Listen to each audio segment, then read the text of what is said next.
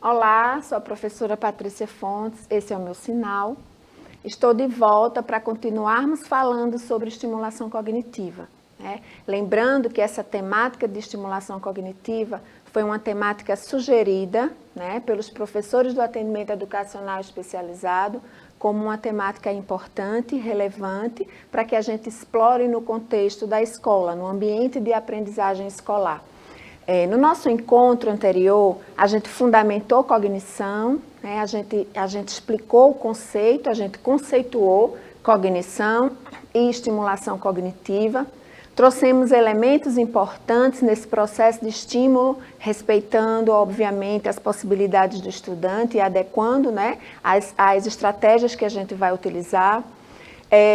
Falamos da importância de todos os aspectos que contemplam a estimulação cognitiva, né, que dá subsídios, que dá condições para que a gente possa chegar num raciocínio mais complexo.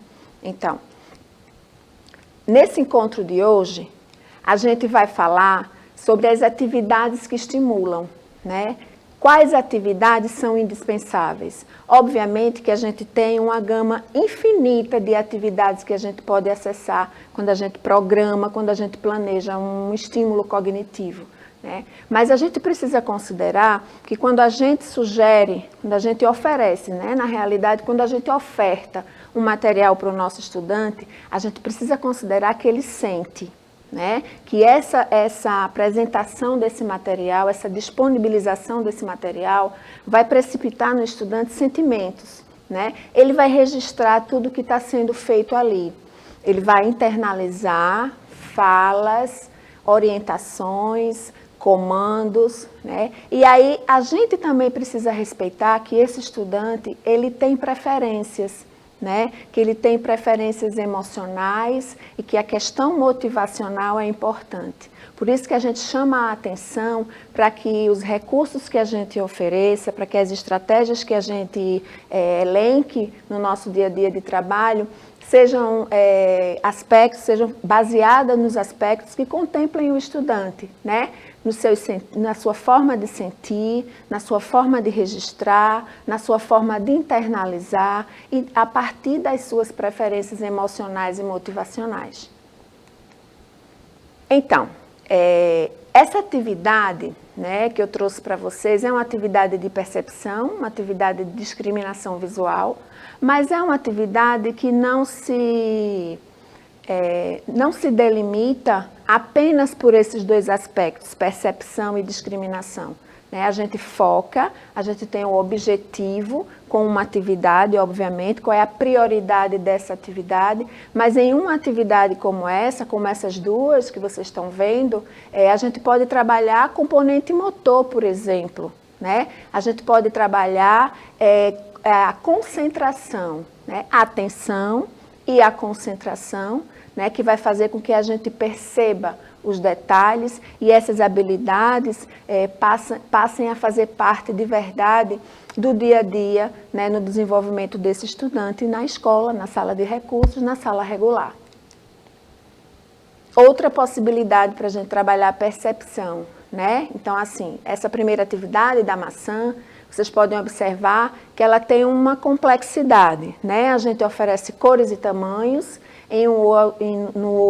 na outra fichinha a gente já não oferece a cor e o tamanho.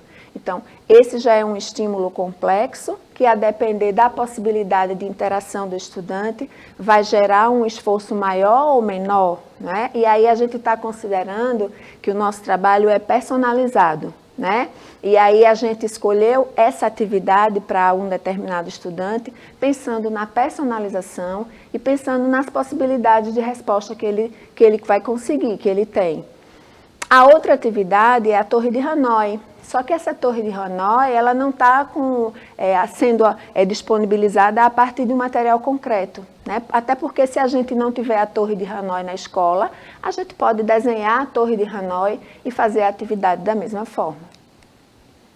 Atenção sustentada, né, que é um grande desafio quando a gente trabalha com estimulação cognitiva, é a manutenção, é a permanência, é o estudante iniciar uma atividade, permanecer nela e concluir. Então, a gente tem duas referências importantes, né, os jogos de montar, né, com material concreto, né, e a gente tem o tradicional e indispensável quebra-cabeça, que deve fazer parte da nossa rotina, né, para estimular cognitivamente os estudantes e desenvolver essas habilidades que são tão importantes. Mais duas atividades, né, que não são apresentadas a partir de material concreto, mas que são importantes, que são atrativas, porque elas geram a primeira, né, onde a gente vai montar as fichinhas, elas precipitam um desafio. E alguns estudantes, eles interagem muito bem, dão uma resposta muito positiva com atividades de desafio.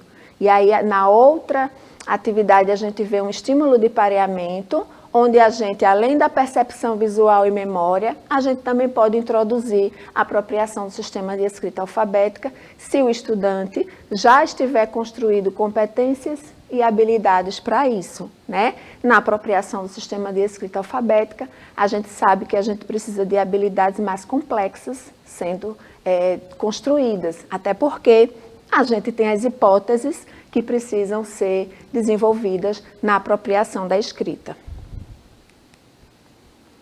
Então, mais atividades, né? Atividades com números, atividades de identificação, né? De representação de imagens, onde o estudante vai colocar os elementos de referência em cada imagem. E aí a gente também tem as atividades de discriminação visual, né? Estímulo visual, que é estimulação cognitiva, percepção visual, percepção auditiva, estímulo tátil. Todas essas atividades, elas contemplam os aspectos da estimulação cognitiva. Então, a gente está muito familiarizado com as atividades de discriminação visual. Elas são importantes, porque além da gente criar o hábito de parar e perceber, a gente está dando um estímulo em relação a algum contexto que a gente traga, né? Então, se a gente faz uma atividade de estimulação visual com o contexto de animais, a gente já tem a possibilidade de trazer um cenário, né, para que o estudante se aproprie do mundo, a oportunidade para que ele esteja no seu processo de estimulação cognitiva, tendo conhecimentos relacionados ao mundo. Mais uma atividade, né? Essa é como se ele fosse encaixar a figurinha que falta para compor o desenho, completar um desenho. É um estímulo visual, sim, mas requer memória, né? Para que ele associe, faça a associação de imagens, pareamento, atenção, concentração, percepção, né? Vejam que as atividades, mesmo que a gente tenha um foco delimitado, um objetivo delimitado, elas contemplam vários aspectos do desenvolvimento e elas contemplam vários aspectos que compõem o processo de estimulação cognitiva. Então, eu costumo dizer que a estimulação cognitiva ela é um aspecto preditor importante, né? Ela faz com que a gente não pule etapas, ela faz com que a gente respeite o ritmo de desenvolvimento de cada aluno, de cada estudante e a forma como ele interage com os conhecimentos, com a informação, com materiais, e isso vai propiciar a ele dar respostas importantes que serão indicativos para você selecionar a próxima atividade, para você selecionar o próximo contexto. E aí, quando a gente fala de estimulação cognitiva, a gente também está falando de oportunizar a planificação, né? E aí a gente está dando estímulo ao raciocínio lógico, a gente está dando estímulo ao pensamento complexo, né? Então, são duas atividades importantes. A gente tem um material de Lego, que é indispensável para que a gente trabalhe com blocos de montagem, para que a gente planeje, para que a gente execute, percebendo, estando presente na atividade, pensando e realizando, né? A robótica, não é? Que é indispensável.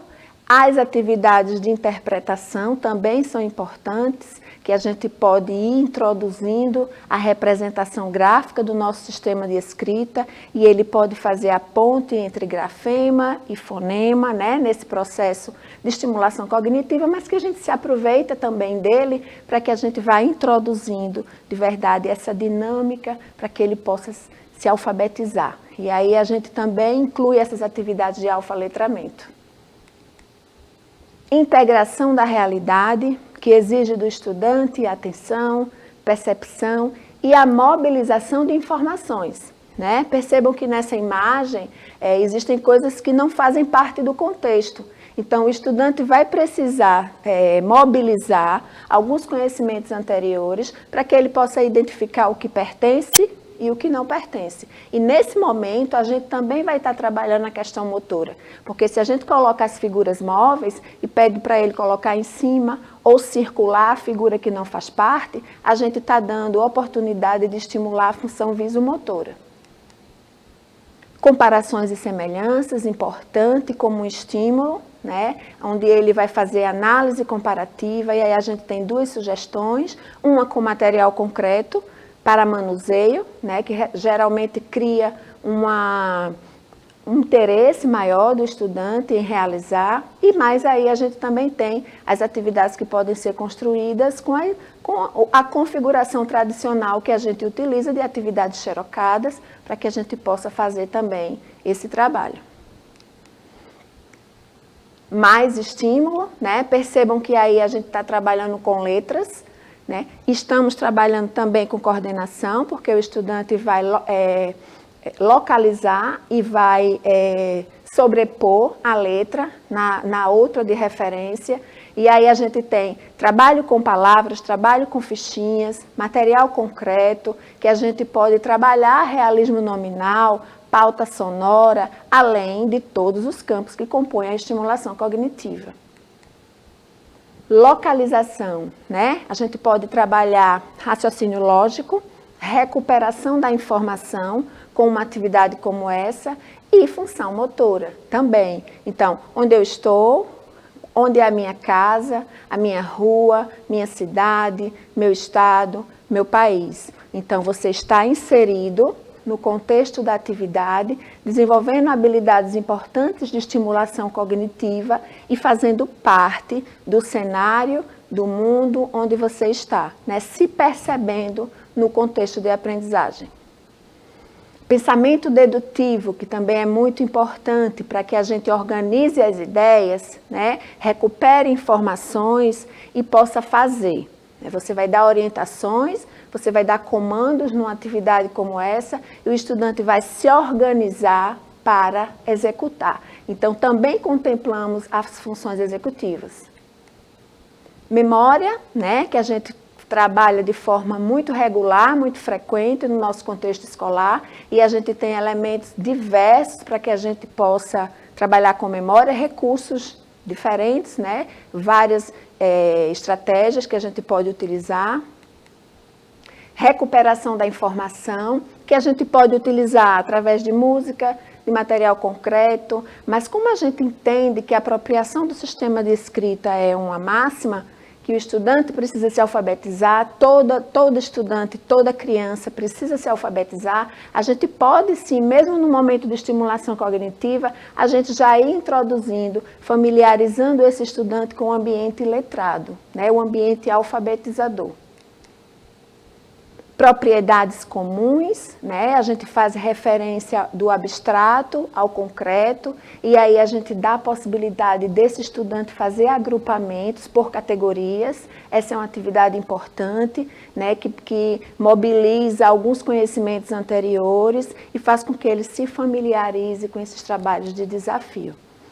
Então, tentei trazer o máximo de aspectos importantes de atividades para a gente relacionar com esses estímulos. No nosso próximo encontro, nós vamos falar sobre o objetivo de cada atividade de estimulação que a gente oferece. Só que a gente vai separar na infância, na fase adulta e com as pessoas de idade mais avançada. Então, a gente contempla esses aspectos porque a gente está na educação infantil, a gente está no ensino fundamental e a gente está também atuando no EJA. Então, espero vocês para que a gente entenda o objetivo das atividades e para que a gente escolha as atividades de estimulação cognitiva adequadas.